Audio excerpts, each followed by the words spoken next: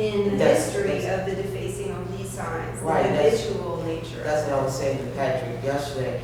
Every time I saw the news media talking about the 2 incidents, it's just like somebody was just scratching on my neck. No, it's not 2. And for it, I forgot about the 5th one. Because even when we got the sign for the Archives and History sign, there was a big thing and was going to be, that was a Jimmy Joe. That was a Jimmy Joe incident and everything. And he agitated the lady over in the courthouse so much about that sign that she just almost had a nervous breakdown. Really? Okay, because he was in and out, and you can, and she'll talk to you, okay, and she can give you a little bit more insight about What's her name feeling. again? I know her as Mary McShane. McShane? McShane. McShane. Yeah. Mary Yeah. McShane. But she's Mary. Well, it's also interesting to ask the question of what is so bothersome about these signs to people. What gets under, why do these signs get under people's skins? Because I believe it's on their nerves because it's there. They know why the sign's there, but they just don't want them there because,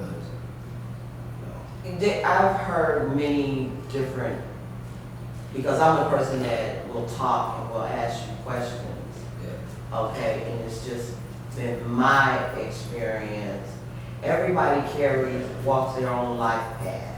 Everybody have their own view.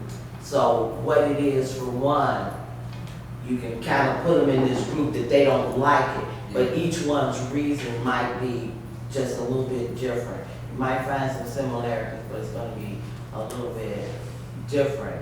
And it's hard for, if you're not of that like-mindedness, it's kind of hard for you to even fathom that a person would feel that way, that it would invoke that type of emotion, Right. okay, for a sign. And it just, for me, just as passionate as they are, that it evokes that passion for them, it evokes that same amount of passion that, how dare you deface something like that? It was a sign the young man has already lost his life. Now you're going to pile onto me that scar in my heart by shooting it up. I mean, they wouldn't like it if we took the Confederate flag and go to shooting at it. If you had a Confederate flag shot up like that, oh my goodness. Yeah, that's what I was saying. The rage, the outrage of the individuals would be. That's exactly what I said. And that's how I feel about that sign. I said, we got our reason for putting up our signs, and they got their reason for putting up, whatever they put up, like a flag or Whatever sign. they believe in. Whatever you believe in. Like, why would you like disrespect? Yeah. Why would you disrespect the reason I do this? And then, you feel some type of way when I do this to your, culture or whatever, like, wow, what was the purpose? Like, why you don't ever ask yourself, well, why am I doing this? I mean, they did nothing to me, and, they just stand up for what they believe in.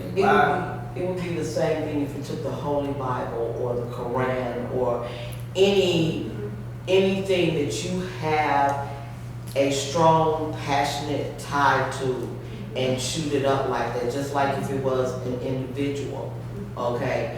And that's the way I feel about those signs. You might as well have shot my baby up, okay? When you tear them down like that. And it's only a sign that is reporting the action that was done, okay? Now, like it or lump it, had something to do with it, or didn't have anything to do with it, don't touch it. Mm-hmm. Okay? Feel what you feel. I ain't got nothing to do with that. Go ahead. But, and like I say, if you're thinking that it is so meaningless, I'm here to tell you that just like you have your feeling about the Quran, or you have about your flag, or about the color that you have on today or anything, I feel the same passion about mine. I'm not gonna touch yours, leave mine alone, because I think it's a heinous crime to me being committed again Right. to him. That's what it feels like to me. Yeah, that's what I was saying. Like, I'm saying like we not here to like change the way you feel, but it won't help. It won't hurt for you to be aware. Well, I am here to change the way that you feel in the sense of that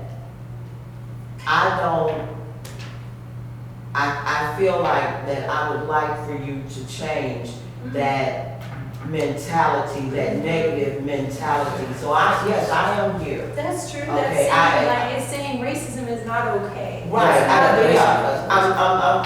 I expect you to change, and I'm here to try to change you, but I'm confident in that the change that I'm asking for is not a negative, okay? It's for a positive way, okay? Because those type of feelings and emotions and happenings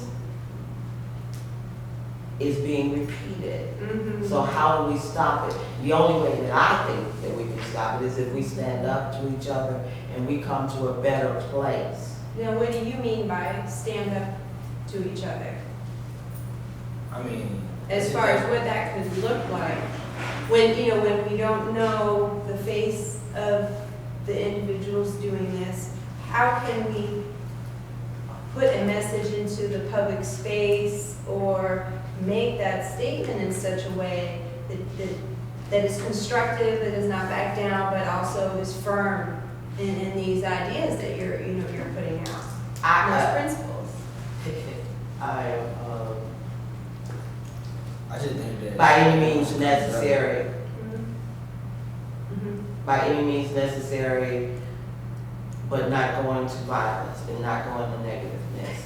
If I got to cook you a dinner, or if I just got to sit down with a glass of wine with you, or if I just got to come to a table, if I just got to come to a meeting, or if we just can strike up a conversation, by any means necessary.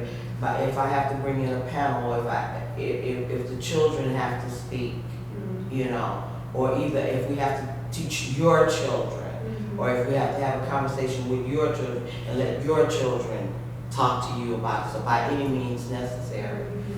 But I'm not talking about violent or anything negative. I'm talking about, like I said, have a fish fry or just sit down and have just sit down as friends and or just talk. participate in something. You never know, y'all probably become Right. like good friends down the line, have a lot in common.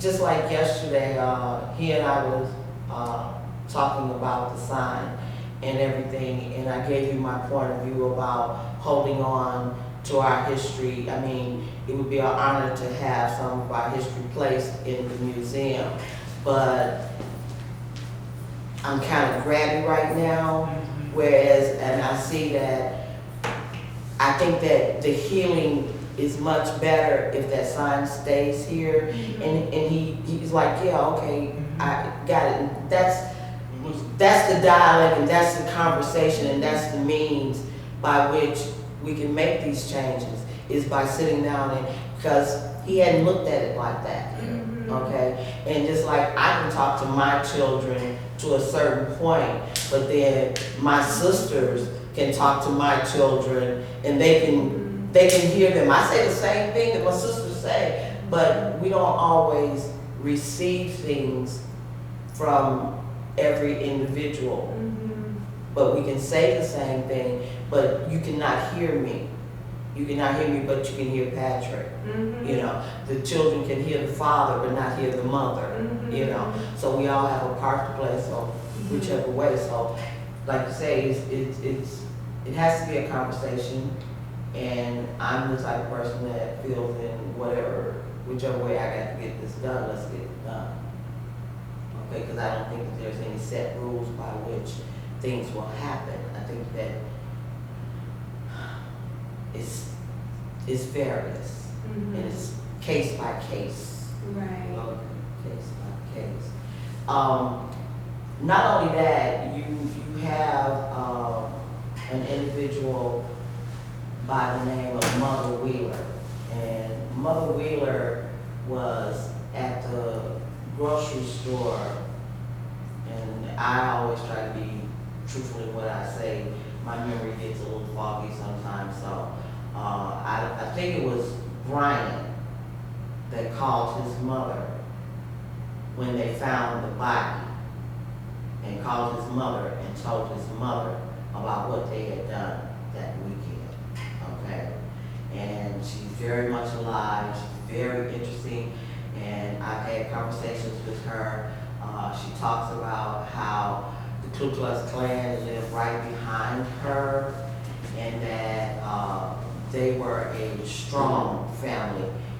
My father-in-law was the type of individual that kept his boys, you know, cowed down and respectful, and he kept them that they only did so much. They couldn't do this and they couldn't do that. Like, have I ever told you about when we came to your wedding party, and how my husband, that was the first for him, and I almost had to drag him through the front door. And even during the party, I looked up one time and looked in that kitchen window, and all the black people that were there serving the food, they were like, all I could see was eyes and mouth hanging over. And most of the people there knew me, you know, knew me. A lot of them didn't know my husband, but they knew me, you know. And so we're around there socializing with the white people in the big house. I'm just curious too, what does that mean to you, or just that, is that surprising to you, or are you kind of like, big house? He was tell it right. He was afraid to go to the front door. He was raised.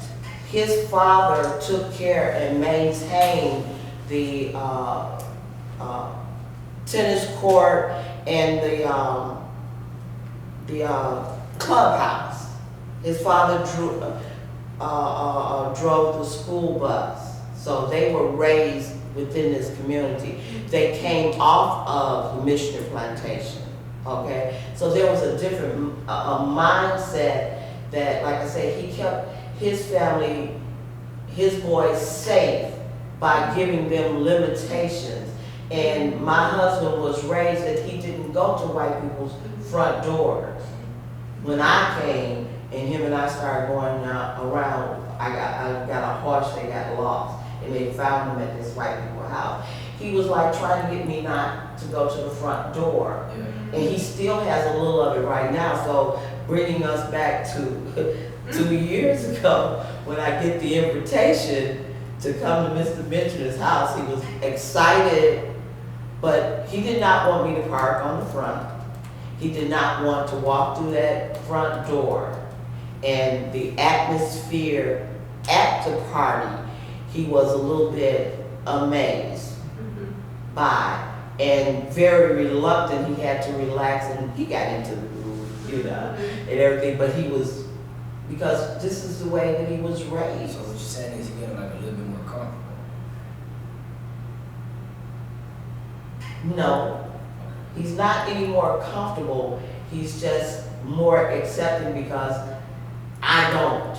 I wasn't raised that way, so I don't have that mentality.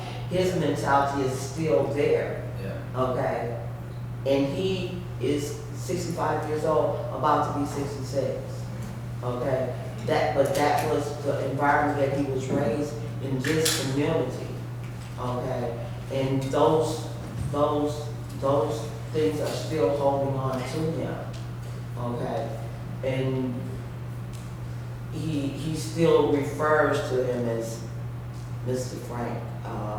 He still has that whole mindset, whereas I'm a northern girl, and my parents raised me in a interracial environment. We had Italian and white people friends. I always ate to dinner and went to the show and always mingled. But you have the areas like Bridgeport, Skokie, Cicero, which are famous for, how would you put it, the same type of environment that you have here. And we're talking 70s, 80s, 90s, and 2000s. okay? You have those pockets of prejudices and environments and stuff that but I lived in them and worked in them, and I think I probably even almost crossed that line of being in danger, because when Jerome ran for office, second to the last time that he ran for office, he was right off the road, okay? Jerome and what they call the Magnificent Seven, which was Johnny B and Robert and everything, they boycotted and shut down Highway 49 to hold supervisors positions, to hold the first mayors. You're living, they're dying off, but you're living with what you might call the great initiators of the change that is Tallahatchie County. It is not totally changed, but the changes that were made, those people are still here. Those innovators and the first timers, the first time mayors, the first time supervisors, those are all positions that were not held by them. Jessie, who would you like to see documented by some, by Devin or some of the young folks who they could kind of hook up with this week, some of those, just as an option of those initial initiators? And I think we've talked about this too. I think we even met one of them out on the square last year. Yeah. But, I mean, since you know, they're back. Mother Wheeler, and I know that she'd be very receptive to it. Any of the elders from the community have stories Is to Mother tell. Wheeler on the list? No, she's not. I've never. What's her full name? Oh, my mother. I don't know, but I can make that She- connection. Okay. I can make that connection. I don't She know said Mother Wheeler was one. Would I've ever met her? Some of those She's the lady that's on Johnny B's orientation. Have you ever seen Johnny B's orientation? Yeah. And she's the lady, like I said, that was with Brian's mother when he called and told her what they had did. She was the playmate for Brian's mongoloid sister. Okay. Okay. What I mentioned this to the young people yesterday about doing a photo documentary on Jerome. And there's Jerome's grave. You've got a picture of Jerome. And I can get you. A picture of you holding movies. it. Do we have enough people who can talk about him this week, who knew him personally? His sister is going to be a little tedious getting them. Yeah, but even local people. I mean, just you and even There's many people that Ben Powell.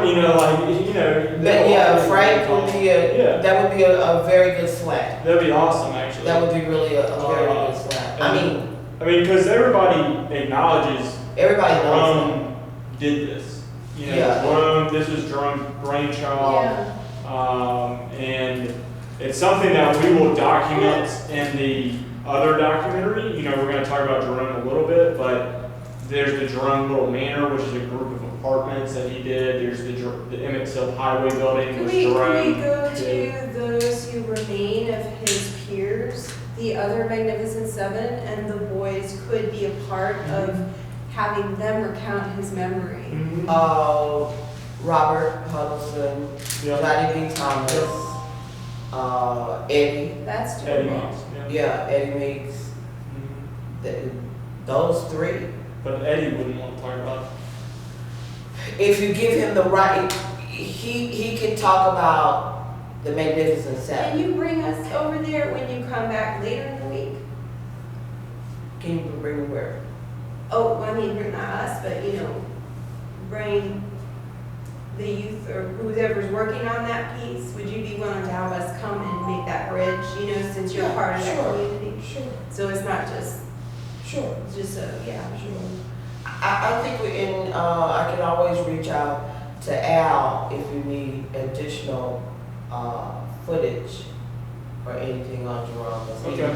He has. Well, and we might need that, I mean, even if we don't do that as a story, Pablo and I will need that, because we wanna tell the So, Till Commission story, you know? All of the photographs that we used to, or that they use, will be original photographs. So that might mean one of them holding a portrait. Yeah, that's of what him. yeah. I can get that. I can get that. Yeah, but like if you could hold a picture and they take your portrait with it, Okay, I can do that. you gonna hold, I'm gonna let you hold. Well, so I mean, that's one to put on the table, I guess, when people come back on Saturday.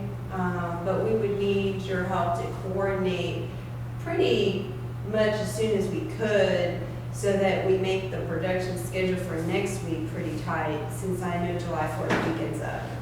You know, we would try to, if there's several people involved, you know, try to do as much as we could on Wednesday. Sunday evening or Monday day, or Tuesday's gonna be July 4th, so it could be Wednesday or Thursday. I can eke out some time for you, We're all flexible. Monday. Tuesday don't bother me. Okay. Wednesday before 11:30. Wednesday after 2:15. Okay. Okay. Thursday I'm going to Greenville for a conference hopefully. Well, Patrick, do you want her to reach out to them? If we're gonna do that story, it's gonna take coordinating now for those 2 days where, you know, Jessie could support mainly I'm just thinking if we want energy components. Yeah, I talked to Eddie Meeks just as a potential subject, and he said he would be around. So we could do double duty then. We could do Jerome and himself. Mhm. Well, I mean, I don't know if it'll be a subject or not, but at the very least, we could talk to him about it. Yeah, Or if we wanted to go with just Eddie, we could do Eddie. And then, I just lost my thought, but yeah, let's go ahead and see about it.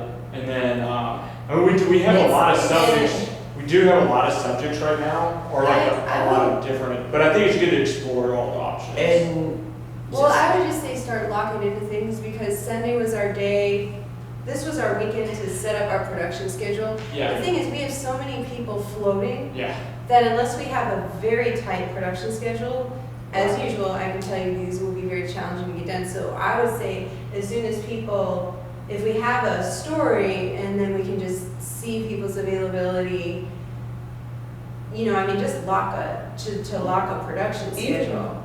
Or a potential production schedule, I guess, like, you know, if you can, because we all have different windows, so Right. even for one story, it's a narrow window we have to get it done. So, and then if nobody wants to tell it, that's one thing, I mean, I guess we could be tentative with people, but between your schedule and the other voices, and trying to capture as many of those folks as possible, so you guys can do interviews as well as we could, you know, have the opportunity to get photos. I will coordinate as many people as I can, because there's many different people that can give you an insight into Jerome, because he was so large in the sense of he touched so many different people, because you have the apartments in Glendora, you have the apartments in Oakland, you have the apartments in Charleston, and there was 3 other ones that was further down. He was into housing. Well, think about relationships. When you were talking about the people who were the first mayors, first, that he is of a generation that will be here forever. Now, the apartment complexes will be there forever, I mean, for a while, not too worried about photographing them. But to get, especially these young men, to cross paths or to be able to exchange with some of those and at least have that relationship would be very special. So any one of those, Magnificent Seven that's still around, I would prioritize that, and then if they were not available, you know, we could go to the apartments, or we could ask other people who were not in those roles. Patrick, you can reach out to Robert. Huddleston? I don't know. I mean, I know him a little bit. I got it. You got it? But what I'm saying is that there are, like Mother Wheeler, Yeah. a lot of things that she was involved in was because of Jerome. That's why I'm sitting here today, is because of Jerome. Jerome has inspired and supported So much. just about everybody that is doing anything right now and have done anything within the community, especially around Black people. Well, and I mean, there's enough. There's a Sharkey Road. Yeah, the plaque out here, you know, there's a plaque in his honor out Right. here. You know, there's an oral history with Jerome that we've done. Right. And so, That's you know, cool, even yeah. if a young person watched the entire oral history and then took their own notes, and then interviewed you and interviewed. And they're on the computer at the Parks and Rec Yeah. at the library. Uh-huh. There's interviews. He did interviews with, what's his name? Is it Too Tight? Yeah. Too Tight. Yeah. He went to St. Louis and he Did went he to really? Chicago. Wow. And they did some interviews, and all of those interviews supposedly should still be on that computer. So We need to get those. We need to get those. Yeah. And we need to get them to this guy because they are starting an Emmett Till library or papers at Florida State. Okay. So we can get archived so that other people can look at it. Right. I politically, I hate to do that, but like, I don't want to make Eddie Meeks upset. Do you think it would make him upset if we did a photo documentary on Jerome and not him? Okay, You shouldn't. all right. Interview you. Well, they hold the purse strings. I understand what you're saying, but Jerome and his relationship and the things that they did together intermingle, so Was and he stands on his own with his success. Was Eddie officially a part of the Magnificent Seven? If I'm not mistaken. Can you double I will check that? confirm. I will Because confirm. if you could double check that, what we Who I could think do is is the photo documentary could be on the Magnificent Seven, and it could And I think that would be include really good. Jerome, but it could Yeah. also include Eddie. Right. And Yeah, Huddle it's called Smith. Honoring the Magnificent Seven, because Okay, I think that would be really great. the most important piece, if we could try to coordinate now, would be try to find a time when all three of them are available, because we will try to get that final portrait of whomever is left, Yeah. which will be beautiful, and then we can just work back from there. Yeah, I think that would be a great theme, and that way it can include Jerome, but it can also include Okay. Eddie. And even if, yeah.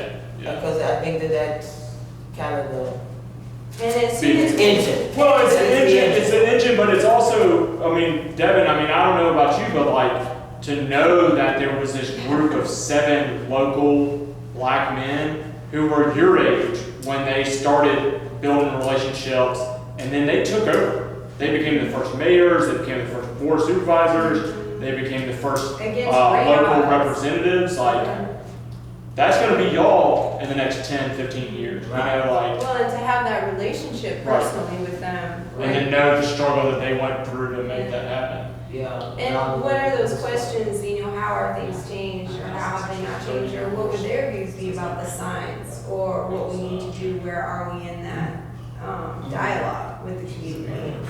Well, and the other thing may be that, because I think that we have very loose schedules with the youth, so if we have a production schedule set, we can qualify or disqualify who is doing what story based on the needs of that production schedule.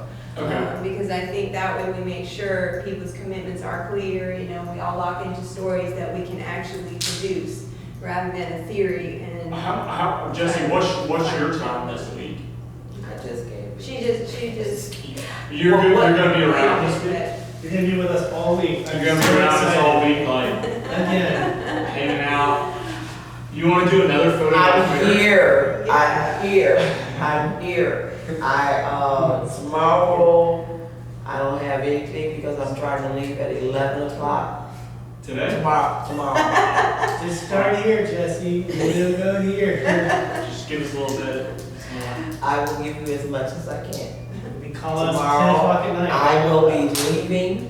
Don't call me, okay? We are grateful for your When I get back Sunday night, and I'll be around, I don't think I have to work Monday, so, but I'll be getting ready for 4th of July. We're doing a family get together, so. She has a little bit of Oh my availability gosh, on thank Monday you and so a little much. bit on I didn't Wednesday. have plans, so this is exciting. You all are, seriously, Okay, you all are welcome. We'll be in Webb, wait, on the, right across the street from Dollar General. By all means, please come. that'd be fun. Please come. Crash party. Talk Yeah, baby come. first. Yeah, baby's place, please come. Please come and That's do where all prayer. these Roman I want to just candles go back for do. one moment to where we all got started on this, because you know how we were talking about you doing a possible story on the signs. And I just want to go back to that for one reason, because I've been asking myself, what is it that somebody sees when they see one of those signs? Again, that like causes that inner angst to the point that they would respond to that sign. What does it represent for them? I'm curious from the perspective, You like, have to and ask. curiosity is a good thing, you know? You have to ask. So You have to ask. that is a driving question for me, is I want to know, it caused such a strong reaction, like we were saying today, to take something, not only like in a fit of anger in a moment, And it and do has something, but to be intentional and to say, we're going to black out this whole sign, we're going to be methodical about it. There has to be such Sit there a and strip away. response. So Pictures. I really would like to know, what does it represent that that person is trying to blot out? Because one, is it that they are uncomfortable with the fact, is it that they're admitting that this happened, the truth of what happened to Emmett Till, that they know what happened, and that they are trying to block it out because it is ugly? I don't think that's the case. Is it that they know the truth of what happened, just they cuckoo for agree Cocoa with it, Puffs. and Okay. that they agree with it, and they are hateful, and they're doing I it? believe, Like, what is the message that they're I really believe it's saying showing with that we that? have power. I mean, if it takes all these people to keep vandalizing this sign, obviously it's saying that we're a threat to them somehow, in some type of way. Yeah, like, is it a fear that's underlying Yeah, that? I believe it's like they feeling that we like got some type of power over them or something. But the only thing we trying to do is create equality. But I believe like they like having their own mindset on certain things. You know, by just putting up the signs and all that. And I believe like they just kind of take it the wrong way.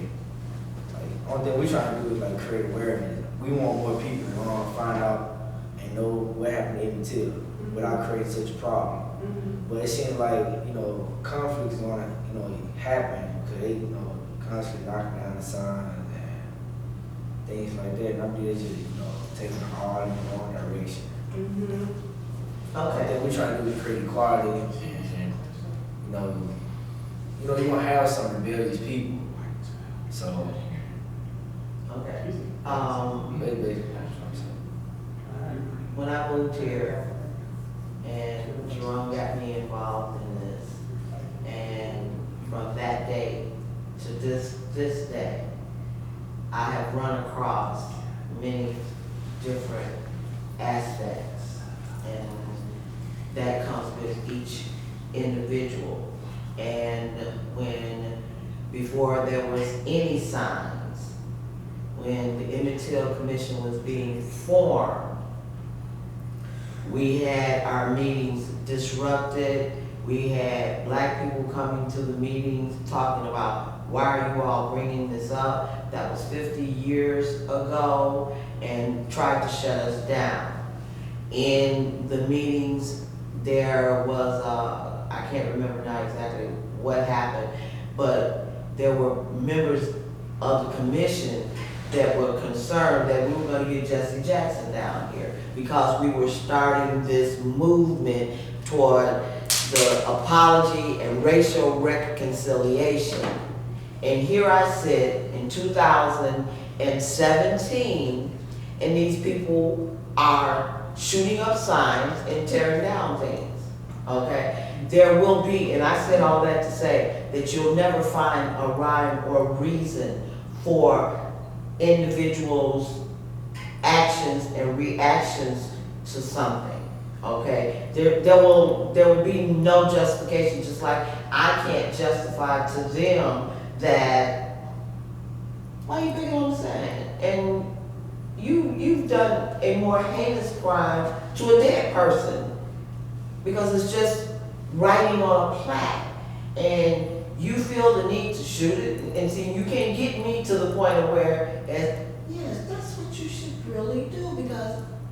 So you'll never find the rhyme to a reason.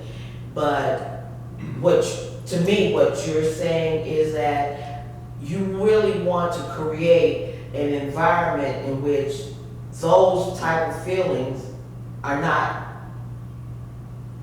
felt by an individual, that an individual feels that we're just trying to give recognition to history and we're just trying to live a peaceful life just like everybody else. Exactly. Why don't we all just get along? Just love, free love, just love everybody and learn from what has happened and just go forward. And you would think that in your era that we wouldn't be See, I got still feeling like something. that.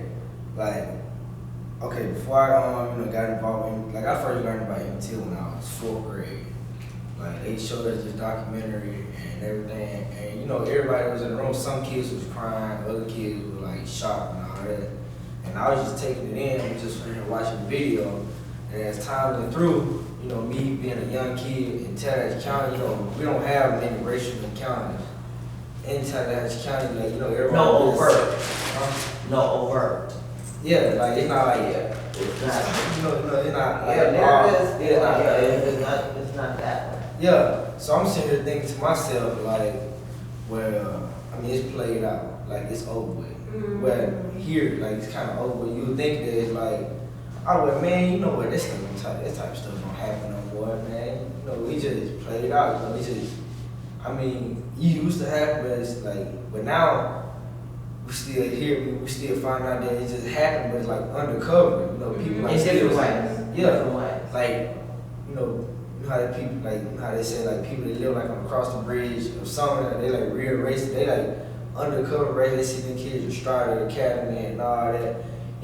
We like it took me that like to realize like 3 years ago that it's still happening. It makes you think. Yeah, it makes you think like you can tell me it's still been happening, but it's just been under the radar. So it kind of make it like worse. Open your eyes. Yeah, it like makes you more aware that this is still happening. You'll think to yourself like, you mean tell me these people still think this way after all these years? We did nothing to them, they did nothing to us. I think we just come together. Why we can't just, go over there, cross the bridge? Not saying they were like completely restricted from going over there, but why we can't just go over there and drive through the neighborhood? Probably like go over my cousin's house, or I probably have like a white friend over there. Go over there, park the yard. Don't have to worry about my car getting vandalized. It's just things like that, small things. Walk over there, knock on the door. We have a cookout, mixed like interracial cookout. Kids running up and down the street. Why not? I have a question for you. You lived there all your life, right? Pretty much. Your parents are from here? Well, my dad, he's from Detroit. Okay. And I was born in Detroit for like the first 3 years, and I moved here when I was almost 4. And my mom was from Mississippi. My grandma, she been living up in Detroit for 20 years. She moved up there like when she was like around 18 or 19. So pretty much like half my family is in Detroit and half of them down here. So yeah, my mom brought me down when I was 3. She didn't really mention anything like that. She been in the city most of her life too. She moved up there when she was like a little baby, and then finally moved back down here when she was like 21. And she can't tell me, I don't blame her for not mentioning anything about it, but she can't just be like, well, David, I'm just here and tell you a story about MT. Like, she wasn't living down here. She wasn't alive, obviously. And then they didn't teach it in the schools up there. So I don't blame her for not like mentioning anything about it and all things like that. But yeah, what was your question? You were asking me. She didn't mention it because, like with my husband, some people were taught not to talk about it, and like I said, my husband's father and other families were raised under different environments, Yeah. even if the household was here.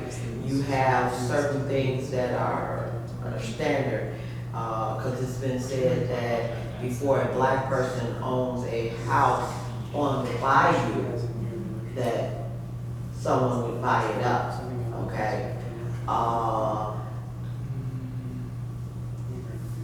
A lot of the things that have happened and people that have grown up has been very acceptable, and you know that Sumner is their town and you're not allowed in it after dark. Those things just become a part of daily life, okay? And one reason why I'm so involved in it is, first of all, because one of my kids, they were like 13, 14, asked the other one who was their president in Mississippi, and they live in Chicago, so I was like, this is cuckoo, okay? But then when I got here, I grew up with Emmett Till. I grew up with knowing it and all the anniversaries and all like that. I grew up knowing it. And then I am very passionate about history. When I got here with my 3 grandchildren, and they were going to school, and I got involved in the Emmett Till Commission, it amazed me the amount of children, adults, senior citizens, and old folks that didn't really know the whole story and the history of Tallahatchie County, okay? And my husband and some of the other elder people, how each household dealt with that time is much different, okay, than we were. So you might find a household over here that knows the whole complete story and everything, but majority of the households did not even really know about the significance of the courthouse. This is just since I've been here. I've been here 15 years, okay? So if you don't tell it, and if we don't sit here right now and rehash, and Patrick tell me to tell the story about my husband, and if you don't tell about how your experience when you did the saw the movie and the difference between that went around that classroom, that is a marker and a measure of the whole picture. It's just a little ball, but it's much wider, okay? And what I'm always interested in, not only with young people, is I understand that what I'm thinking don't have to be what you're thinking, and I like to hear it from somebody else. And then once you hear it from somebody else, you get a whole nother perspective about everything, okay? Like I said, Mother Wheeler, she not only was at that pivotal moment when she heard about it, and she said that she paid her and told her to go home and I'll call you, okay?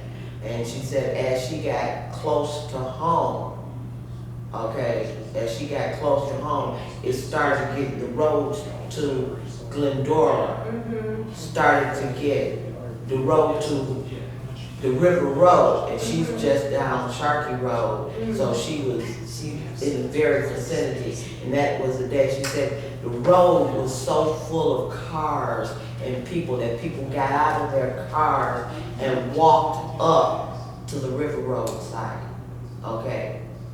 That's how the word got out, and that was the day that they found the body. Like I said, the stories that she tell about how the head of the Ku Klux Klan lived in a house behind them, and how incidents would happen, and that they would only come early in the morning, at 12 o'clock at night or early in the morning. And something one of her brothers did and kind of got into it with some white person, but her grandfather had an escape route for them. Because they could hear the horses, she said they would hear the horses coming. When they heard the horses came, they got out and they would leave and go into the woods.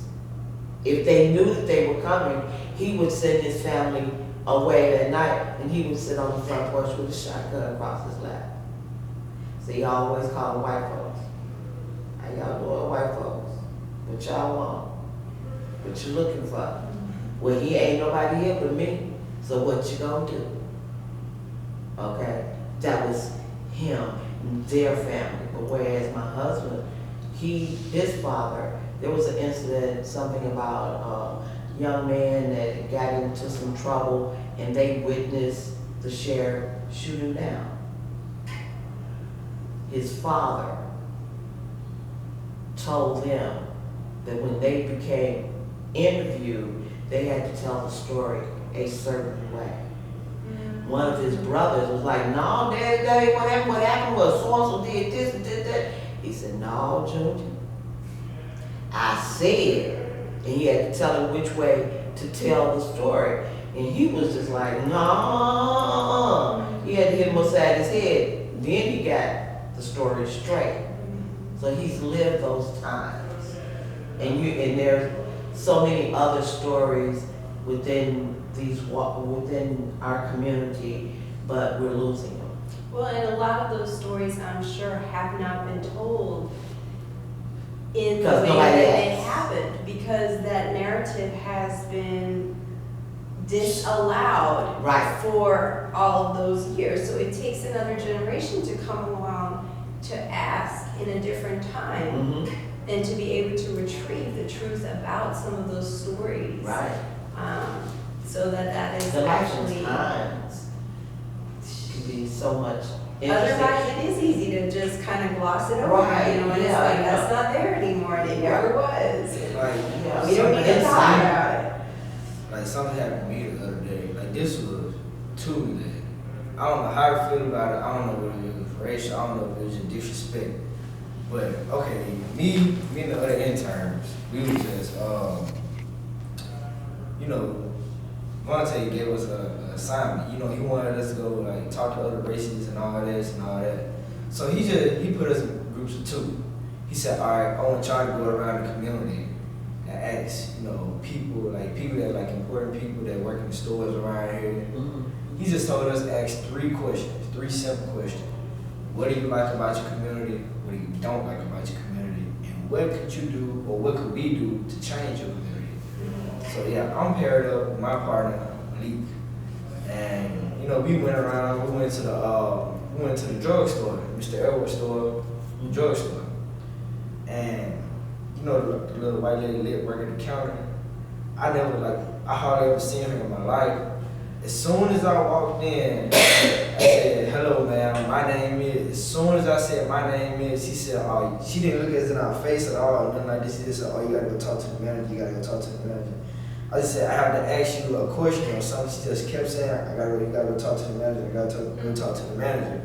And I'm like, what I do wrong? Like, I didn't do nothing wrong. Like, we're just doing what we was told to do. And, you know, we weren't trying to disrespect. Like, I was like, you know, I came in, you know, I said, sorry to disturb, like, cause she seemed like she was doing something.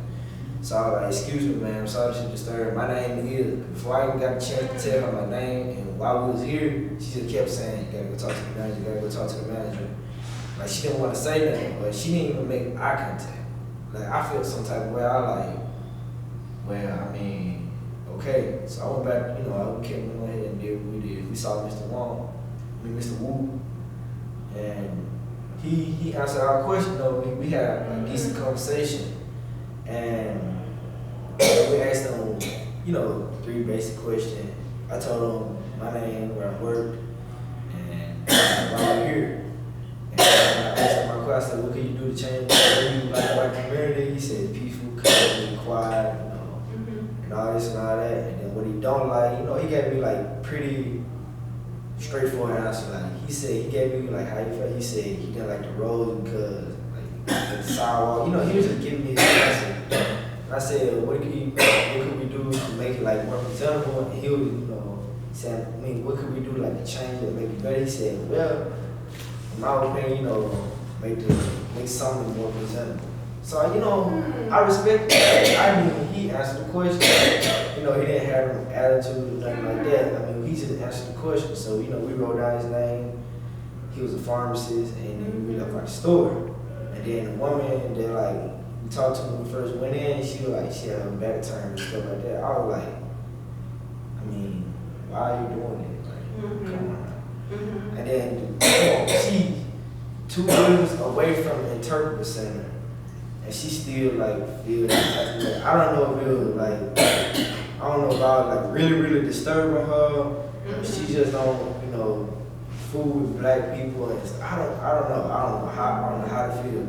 I just like walked to the next door. Like, after that, I went to Summer Grill, interviewed Vanessa, and then came to the courthouse and interviewed Miss Banks. She worked in the courthouse. And yeah, and then I came back to the center and then, you know, told them everything that happened. He's done it. So, I mean, I don't know how to feel. But he said he didn't know how to feel. So. Well, it's all like a learning landscape, isn't it? It's kind of like, unless you know what the landscape is and you know the history of that landscape, it's hard to know where you are in that landscape. You know? And it's like part of that topography, you know, a lot of it is, no matter what that was, I mean, I can't say because I was there. I can tell you what it sounds like to me. I'm sure Jessie feels the same way, but I'm not going to judge it if I wasn't there and I didn't personally bear witness to it, but it is part of the topography. It's like, that is the landscape, and unless we know our landscape, I told my we mom can't. about it. I said, Mom, you go to the drugstore. She go to the drugstore all the time, you know, pick up medicine for my little brother. Like she used to a long time ago. And like I told my mom about it, I told her everything I just told y'all. She kept dissing us off and all that. And she was like, well, she was saying, not coming from my own assumption, but she was like, well, yeah, I heard something about that lady that works in that store. You know, she was like always been kind of disrespectful. You know, she only talks to certain people that comes in the store and like send them straight to the back. You know, stuff like that. Like she was just saying from what people told her, but she said she never like had that encounter because she never like really just bought anything out of the store. She like gonna go up in there and pick up the medicine and leave. And yeah, she said she like, you know, heard things about it and all that. And I was just like, I'm gonna throw this out there. Timbo's. Okay. yeah. I'm not allowed in there, Timbo? and my husband's not allowed in there. Okay. Why? I'm not gonna get into that part. But it was a disrespect included, and that location is very disrespectful, and we're talking about Arabs. We're not talking about white people, okay? But they're very disrespectful to black people. They look down their nose and they have their own preconditions. And To my secret, right? oh, yeah, Timo, Yeah. the service station on that side. Yeah, the real. Okay, I ain't allowed in there, and my husband ain't allowed in there, and I can't buy no gas there. I can't even get some quarters. And that's not where we did the photo exercise before. Anyway,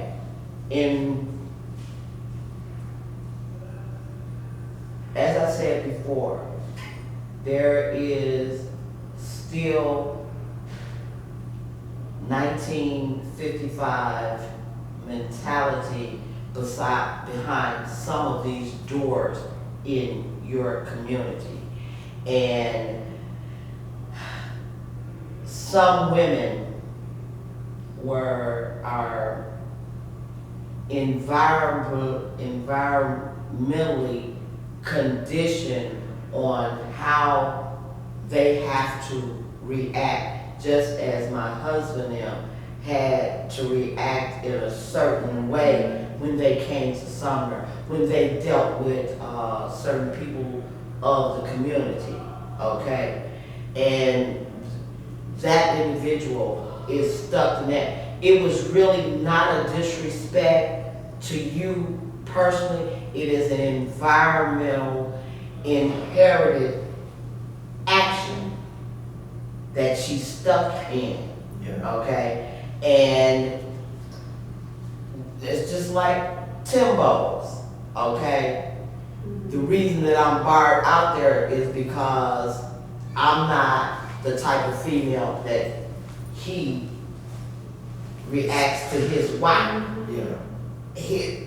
And I was having a interaction with his wife, and he stepped in and shut her down from reacting to me. And you ain't gonna come to me like that, Yeah. okay? So as a result, I am barred from that location. But now my nephew works for him, okay? My nephew works for him, but because of his mentality of how women should be and how a wife should be, sometimes it's a same thing for the Southern wife or for the Southern woman. Just like you talked about Betty Pearson. She talked, and we have those interviews too. She talked about how she was ostracized, how she was not spit upon, but not treated like other white women. And white women were not supposed to be at that trial, okay? But she went, okay, because of how she was raised.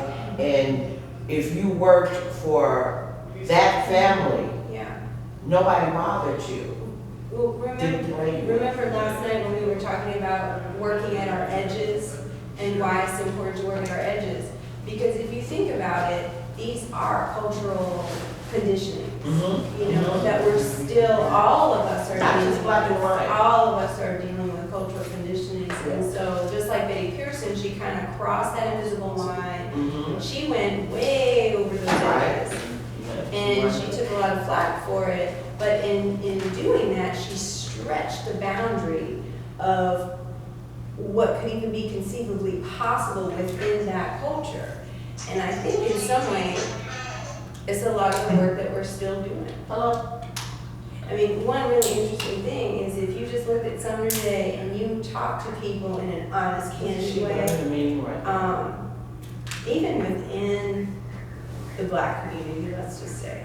I mean, you could do it either way. It would be interesting to partner with somebody who is white and to do it from a black perspective, but just say like, talking to people about what's a door you don't walk through, and take photographs of those doors, or take photographs of those spaces. I was saying it would be very interesting as a photographic essay because a lot of what we're talking about are those places we don't go over those boundaries where there is a message of you don't go there or you don't go there. There are certain physical places and spaces still. It would be very interesting, even without words, just to talk with other people, and I was saying particularly, say, black people in the community, and then taking portraits of those spaces. Also talking with white people in the community, partnering with somebody who's white, where they show where their edges are. But noticing for them where they feel comfortable, where they don't feel comfortable, and taking some photos of those edges or doors or physical boundaries and presenting those together. It's right you don't even here. have to say anything. Right here. Sumner, the square, the bayou, and jailhouse court. All the black people are over there. But if you take pictures all up and down the bayou and the houses on the bayou, and you take a picture of Sumner, then you go to the concentration of the houses and the living quarters there and over by the school. Monty and you should partner on that. Wouldn't that be interesting? Like next time, I mean, because Monty would do that work. Okay. I mean, that would be really interesting. You gonna practice on the photos today? Well, we are waiting we're not gonna practice on photos, we're actually just gonna choose story.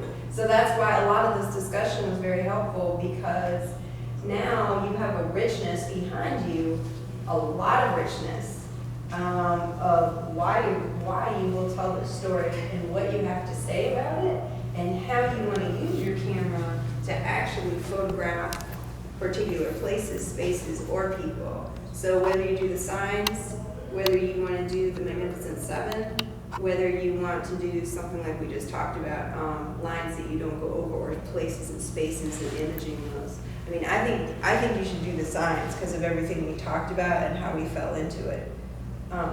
But you know, you don't have to stay, and Jesse's, I think, done for the day, and we're all good. But I'm really happy. This is what the day was supposed to be about today for everyone, is everything we end up, we're joining a conversation, and we're joining a long narrative that precedes us. And the thing is, for us to just drop in for a week and take images of anything, that's not really gonna be of service. We really have to take that time to actually surface the questions, have the conversations, and have a meaningful thread to follow for the week. So I think you've done that.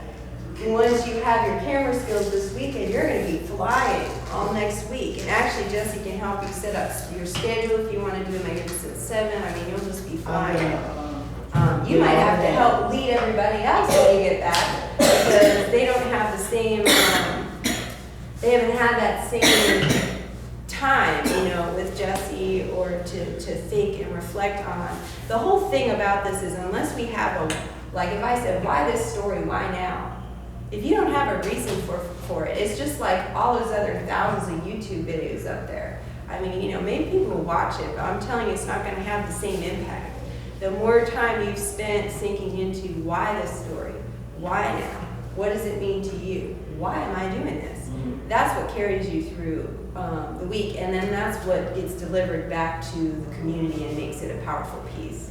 So I'm very excited just that you were here today, and that, you know, you're empowered to do this work independently. That's the other piece about it. We're going to be hanging all over them next week, you know, and I don't want to be hanging all over people. I want everybody to be fully empowered in their independence to create this out of their own agency, and you're doing that.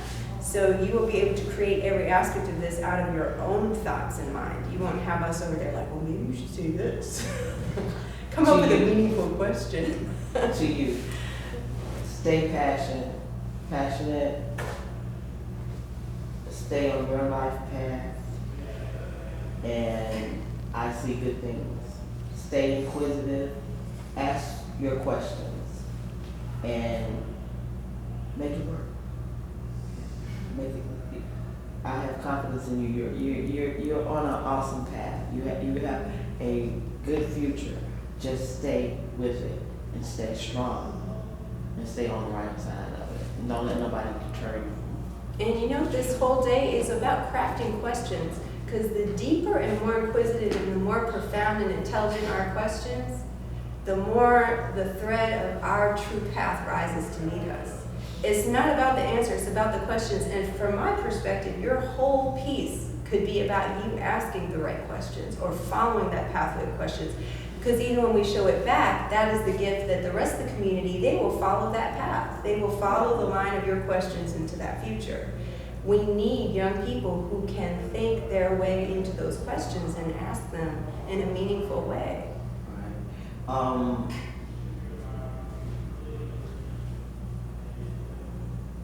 This old lady talking to you right now, okay? Be mindful, notice, but don't let it affect you, okay? Don't take it as she was really disrespectful or hurtful of you. And I say that from the point of view of, I'm thinking it's probably has to do with the history and her condition, okay? And she's probably not even aware of the disrespect of, go talk to him, just go talk to him. She doesn't understand how hurtful that was. And don't you allow it to hurt you. Look at it from the point of view of, why? And then I've given you a little insight into why. You have to understand that people are conditioned by their environment and their life path, okay? And I take it that you're not, unless you just spend 2 or 3 minutes in my face disrespecting me, I'll give you a pass on some, you know, minute disrespect, because I just look at it like, okay, that's your condition, it's not mine. And it's not me, it's just something you have to deal with. Don't put your hand on me now, okay? You don't put your hand on me, but, okay, you go ahead, you know. And I have sympathy for her, and I have sympathy, because I understand that it's, you know. She's having some kind of panic attack with it. Right, She's yeah. not even aware of you. She's just having her own cardiac And it's arrest. just you know? the package, it's not you. It's just that conditioned eyesight package. So what you're saying is like she been that way so long Mm-hmm. to the point where, you know, I just walk in just to speak and she What I found so amazing, I spent a whole year at the Museum. And you have everybody from every walk of life, from every country coming through there. And this lady came through, she said that her father-in-law lived in and around the community during the time of the murder of Emmett Till. And I can't remember now, he had some kind of affiliation with the incident in the environment, but he never talked about it. But she was encouraged, and so she got him to talk about life and times of there. And there were white people that were afraid that it was going to be a black uprising, that they were gonna get mad because of Emmett and come in and rape and rob and kill white folks because of Emmett. And that just like, for them to be afraid like that, you know. But you never know. I've had conversations with Strider's granddaughter, okay? And she was a part of the Emmett Till Commission, and she did the student exchange tour with me. She even came down and did the tour I did the tour for the Emmett Till family year before last. And she came and she did the tour with me. And so we had a relationship. And one time I asked her, because I had heard all these stories about her grandfather mowing the niggers in the courthouse and how he strutted and did. And so was he really like that? Was he really a redneck, hate niggers, you know, type of person? And she said, no, he was not. But he had to feed his family, he had a job, he had a standard and a status in the community that he had to feed his family. basically he was being the person that everybody else wanted him to be. Yeah. But it was not in his heart. But that was not in his heart, and that is not how he related behind closed doors at home. Well, everything we keep talking about is about this larger conditioning. And I think it's why when we talk about racism, we talk about systemic racism. I think what we're really talking about is, well, what informs those systems and institutions? It's not the system and institution, it's the culture. The root cause is our culture. How our wider culture conditions us, what it tells us is okay, where it tells us is not okay, who it tells us we are, who it tells us we're not, so we can point at somebody and say, I'm not that person, I'm me. So all of that is these larger conditioning cultural influences. And I really believe that, especially having done the storytelling work for about 20 years, is the only thing I've seen that's an actual driver of culture, of real change. And why I say that is because to create something that changes that culture, you can't fight it and really tell that woman, well, don't be that way. What you have to do, in my opinion, is you need to create a new space with a culture that has those new, beautiful rules, where we do treat one another comfortably with respect. And it could be a garden, let's say for example, that someone has a garden at a farmer's market, and that begins the culture because of the people who are a part of it, like you, and like there's somebody who's white her age who sells eggs and has great chickens, you know, and you all are working together in that space, comfortably together. And because that there is a culture, even if it's that big and it's only a block long and it only happens on Sundays, to me, we have to tell that story. We tell that story, we model it, we make it visible. That's really the only thing I think we can do to then create and begin to grow new culture that makes it okay and shows you how to be together. Because she learned that from somewhere. And unless she has an alternative, or her daughter or grandkids have an alternative, they're gonna look at her, and even if they don't know why, they're gonna start to look the same way at people when they walk in the front door. They're gonna have a fear, they're not gonna know why they have that fear. So that's all, is like, I just think a lot of this is so many things beyond us personally. Yeah, that's what I'm saying to him. How do we change it? Well, we got to create those stories and those real spaces. We have to live our way into being those people who have a new culture, and then we just have to invite people in. We have to be very visible. We have to create it together. And it can't just be on black or white or this and that. It has to actually be us together. You know, so I think that's why places like Emmett-Till Center are important, because they are those birthing places for telling a new story. You can't tell it if you're not living it. So us sitting around having this conversation, you know, that's living it. You know, after a while you've got a new story to tell, you've got a new face to show the world. And you create an environment and you pass the baton, because you're not gonna forget this conversation, you're not gonna forget me, okay? Because you're storing it in a way you will draw from it. And it'll take you further, and it will reinforce you down the line. And when you figure out your life path and what you're going to do and what you're trying to do, this will be the enrichment part. You'll be like, that was the day that I decided to become the senator. Okay, Yeah. that was the day that I decided to be an astronaut, or wherever you're going, okay? But to the ones that are stuck, you might be the screwdriver that loosens them up, okay? It would be such a beautiful picture for you to next time you go in that store, okay? And I would go back. Yeah, and that's I would go back. I would go back. Okay.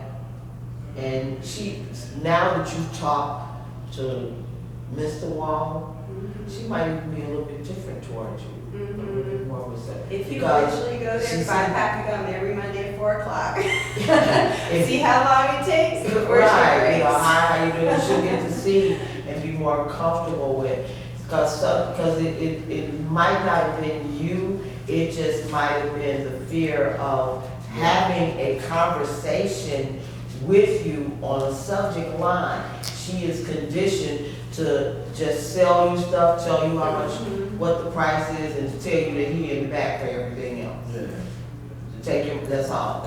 That's all that she, and how many years has she done that? I don't know. Yeah, she probably thought you were selling something for your football team or something. Maybe you should do your photo story about Mr. Is it Wu? Mr. Wu? Yeah, Mr. Wu. Maybe you should do it about Mr. Wu, so you can just be around. So you, him yeah, so for you the can week. get her in it. See? And you're like, well, that's what Devontae But said. somebody else. It did work. It Hey, really did.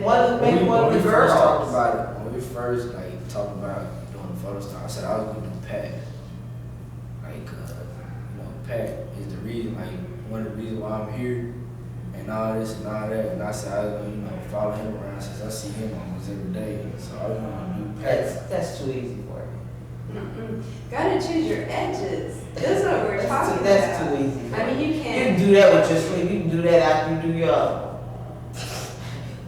You can do that with Well, that. what does that change Oh, for you really? in the community too? Because this, I mean, you know, hanging out in that store for a week, I guarantee you there'll be a before and after. But it's just like Devontae, he did not want to do that story. Right. And it was life-changing for him. It changed the community and it changed that man. But that's what I mean by it's not easy work. No. I mean, none of this is like what you want to do. To Like, be sitting here, I don't know. I hate to say that because it'd be great if it was just that way, but Oh, I we all think have a that. lot of it is uncomfortable, and I think like what Patrick says a lot of times, you just have to become aware of like, this is where I don't wanna go past, and you go past it anyway. I'm gonna have Magnificent Seven's names for you and try to set up, a Yes, do me specific a time when I can favor bring them and together. actually, we And I'll can go get to back. them, so Okay. it's just about, and they don't have to pose, they don't Right, have to this just and wanna have a little that. conversation with them. It's just like, it's like a 10-minute conversation, and it's just whatever they're doing that day. So they can be enjoying 4th of July, Okay, you know. okay. All right, I'll let you know. It was Okay. good to see It you. was I good learn a to little meet you. more every time, Deep stuff. every time We I do. see you. Okay, have a good evening. Thank you. All right, you too.